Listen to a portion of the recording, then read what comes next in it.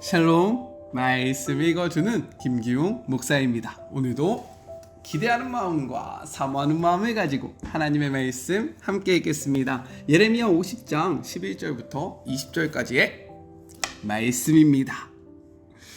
바벨론 사람들아, 너희는 지금까지 참 좋은 시절을 보냈다. 그렇지 않느냐? 내 백성을 착취하고 이용하면서 그동안 잘 먹고 잘 살았다. 너희는 푸른 초원을 까불며 뛰어다니는 송아지 같았고 넓은 들판을 마구 달리며 즐기는 야생마 같았다. 그러나 너희는 너희 어머니의 자랑이 되지 못하리라. 너희를 낳아준 여인의 기쁨이 되지 못하리라. 지금 너희 꼴을 보아라. 아무 볼 것 없는 민족, 잡석과 쓰레기와 잡초뿐인 곳, 나의 거룩한 진노로 생명이 사라지고 죽음과 공업뿐인 사망이 되었다. 바벨론을 지나는 자들은 그 몰락을 목격하고 놀라서 말을 잃고 고개를 절레절레 흔들 것이다. 다 함께 바벨론에게 달려들어라. 꼼짝 못하게 만들어라. 있는 힘을 다해 두들겨 패라.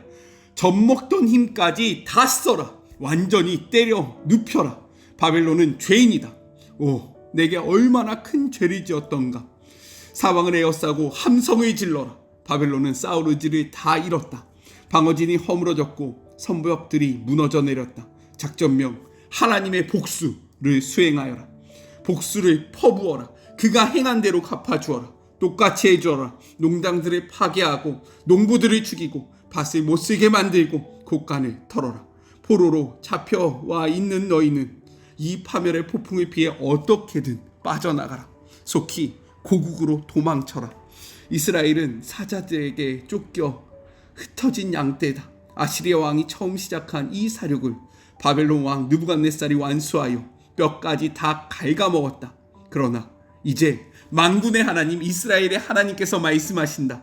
자, 보아라. 내가 바벨론 왕과 그의 땅에 재앙을 내릴 것이다. 아시리아 왕에게 내렸던 것과 똑같은 재앙을 내리리라. 그러나 이스라엘은 비옥한 목초지로 다시 데려올 것이다. 그가 갈멜과 바산의 언덕에서 풀을 뜯고 에브라임 피탈길과 길르앗에서 마음껏 먹을 것이다. 하나님의 포고다.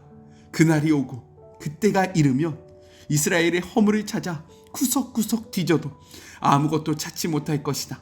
유다의 죄를 찾아 샅샅이 살펴도 하나도 발견하지 못할 것이다. 내가 구원한 그들은 과거를 청산하고 새 출발하게 될 것이다. 이것은 하나님의 말씀입니다. 오늘 말씀은 내용상 두 부분으로 나눠서 생각해 볼 수 있습니다. 먼저 첫 번째 11절부터 16절 바벨론의 죄에 대해서 이야기를 하고 있어요. 하나님은 바벨론을 향해 이렇게 말씀하십니다. 14절의 말씀이에요. 바벨론을 둘러 대어를 벌이고 활을 당기는 모든 자여 화살을 아끼지 말고 쏘라. 그가 여호와께 범죄하였다라고 이야기를 합니다. 하나님은요, 바벨론이 자신에게 범죄하였다라고 이야기해요. 그래서 바벨론을 공격하는 것을 주저하지 말고 최선을 다해 바벨론을 공격하라라고 명령하십니다. 대체 바벨론이 하나님 앞에 무슨 죄를 범했기 때문에 하나님이 이러한 심판을 명령하셨던 것일까요? 12절의 말씀을 보면 그 답을 찾을 수 있습니다. 나의 소유를 노력하는 자여, 너희가 즐거워하며 기뻐하고 타작하는 송아지같이 발굽을 구르며 군마같이 우는도다 라고 이야기하고 있어요. 즉 그들의 죄는 무엇이었냐? 하나님의 소유를 노략질한 것이다 라고 이야기하고 있습니다. 그렇다면 하나님의 소유는 무엇일까요? 신명기 32장 9절의 말씀입니다. 여호와의 분깃은 나의 백성이라. 야곱은 그가 택하신 기업이다 라고 이야기합니다.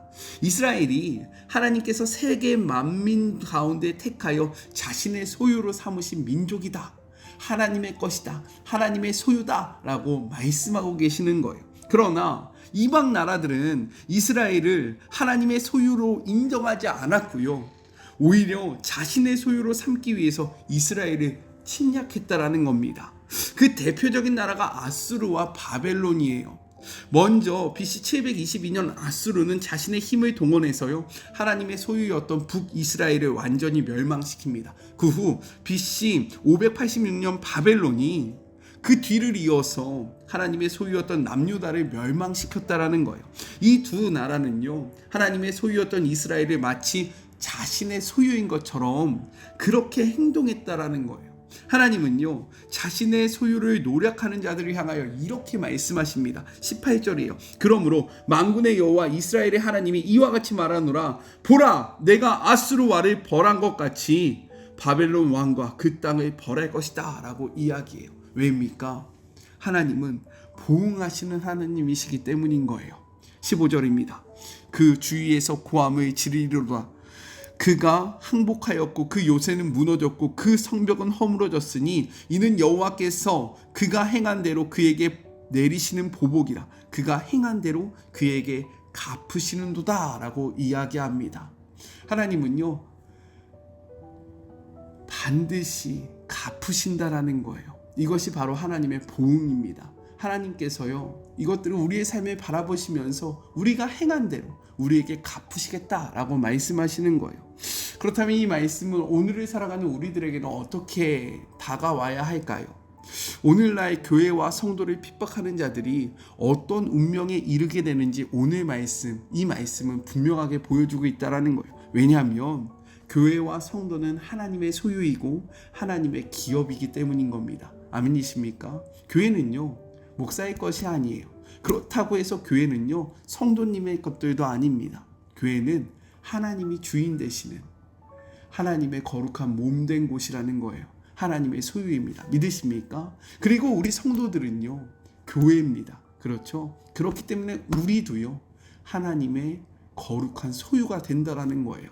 그래서 첫 번째 적용입니다. 하나님의 몸된 교회와 이웃을 어떻게 대하고 계십니까? 하나님의 소유가 아닌 나의 소유처럼 여기며 살아가고 있지는 않습니까?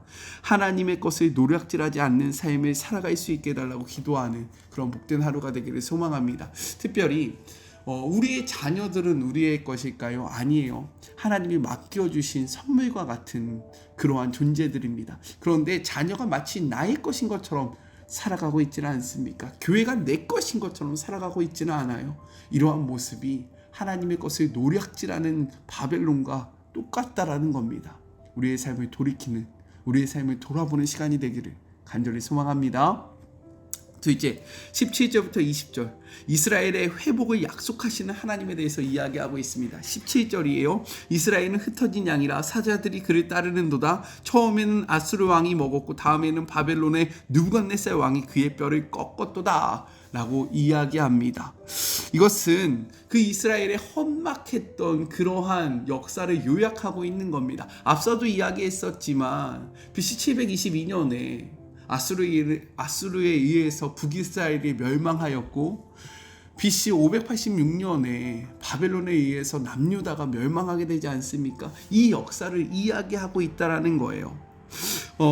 물론 이 멸망은 왜 일어난 겁니까? 우리는 다 알고 있잖아요. 하나님이 왜 이스라엘 백성을 이렇게 하셨습니까? 그들의 죄악 때문에 이들을 그 하나님의 도구로, 하나님의 심판의 도구로 사용되었던 그 나라들에게 넘기셨다라는 거예요. 무엇 때문에요? 죄악 때문에요. 그런데 하나님은 이렇게 선포하고 계신다라는 겁니다. 20절의 말씀, 여호와의 말씀이니라. 그때에는 이스라엘의 죄악을 찾을지라도 없겠고 유다의 죄를 찾을지라도 찾아내지 못하리니 이는 내가 남긴 자를 용서할 것이다 라고 이야기해요.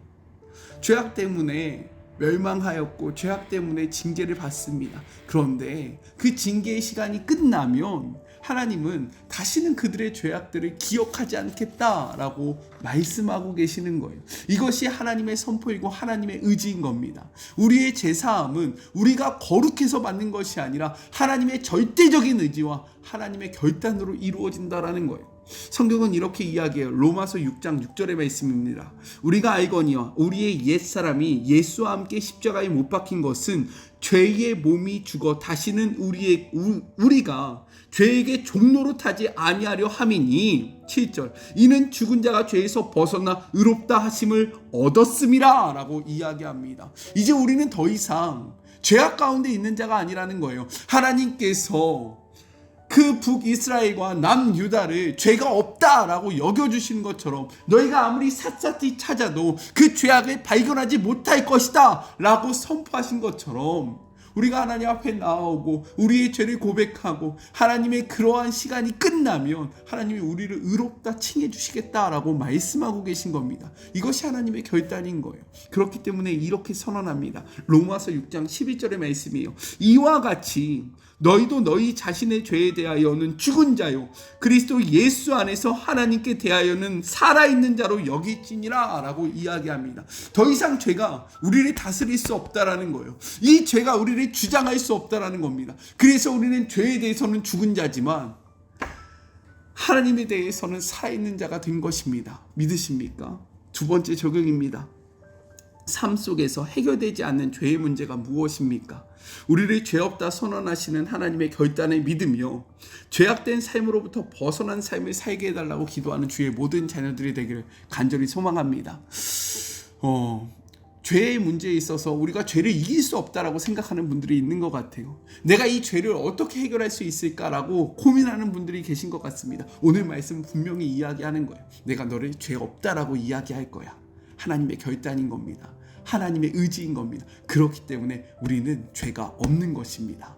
그러니 죄는 우리를 잡을 수 없는 거예요. 그러니 죄는 우리에게 주인 노릇을 할 수 없는 겁니다. 왜요? 우리의 주인은 하나님 한 분 되시기 때문인 거예요. 그러니 더 이상 죄의 그러한 종노릇하며 살아가지 않는 주의 모든 자녀들이 되기를 간절히 소망합니다. 기도의 제목이 있어요. 네, 저는 지금 청년 MT 중입니다. 오늘 저녁 8시에는요. 지금 저는 전주에 있는데 전주 비전대학교에서 청년 연합 집회가 있어요. 그래서 청년 MT를 할 겸 청년대가 다 함께 그 집회에 참여하고 이제 청년들은 예배를 드리고 저는 그곳에서 말씀을 선포합니다. 전주 지역에 있는 교회들이 함께 연합해서 예배를 드리는 시간이거든요. 이 시간 제가 하나님의 말씀 잘 전할 수 있도록 함께 기도해 주시기를 소망합니다. 우리 같이 기도할까요? 하나님, 바벨론의 죄는 하나님의 소유를 노략질한 것이다 라고 이야기합니다. 우리도 하나님의 것을 노략질할 때가 있지 않습니까? 우리의 모습을 돌아보며 하나님의 것을 하나님 앞에 올려드리는 주의 자녀들 되게 하여 주시옵소서. 하나님이 우리를 죄 없다라고 여겨주신다라고 말씀하십니다. 하나님의 징계의 시간이 끝나면 우리는 거룩하여질 것입니다. 우리가 거룩하기 때문에가 아니라 하나님이 우리를 거룩하게 바라보시기에 우리는 거룩한 자가 될 수 있음을 고백합니다. 주님, 이것이 하나님의 의지이고 하나님의 결단입니다. 그러니 우리가 더 이상 죄에 노예된 삶을 살아가지 않게 하여 주시옵소서. 하나님께서 죄의 문제를 해결하셨고 하나님이 우리를 의롭다 칭하시기에 누구도 우리를 죄인이라고 이야기할 수 없음을 고백합니다. 죄의 문제 가운데 허덕이는 자들이 있습니까? 오늘 이 시간 주 예수 그리스도의 그 이름으로 그분의 능력으로 자유함을 얻게 하여 주시옵소서. 주님, 주의 종 오늘 전주 비전대학교에서 청년연합 수련회를 섬깁니다. 하나님, 하나님의 말씀만 온전히 선포되어지는 시간 되게 하여 주시고 이 시간을 통하여 하나님의 마음을 함께 누리고 정말로 우리의 삶을 회복하고 하나님의 뜻을 발견하는 그런 복된 자리 되게 하여 주시며 주의 종을 사용하여 주셔서 주의 뜻이 온전히 선포되어질 수 있도록 오직 주님만 영광받는 시간이 될 수 있도록 축복하여 주시고 함께하여 주시옵소서. 주님을 바라보며 거룩하신 예수 그리스도의 이름으로 간절히 기도드립니다. 아멘. 네, 그 시간을 위해서 함께 기도해 주시기를 바랍니다. 저는요 또 내일 만나도록 할게요. 사랑하고 주님의 이름으로 축복하면서 오늘 하루도 힘내세요. 우리 내일 만나요. 안녕. 오늘도 수고하셨습니다.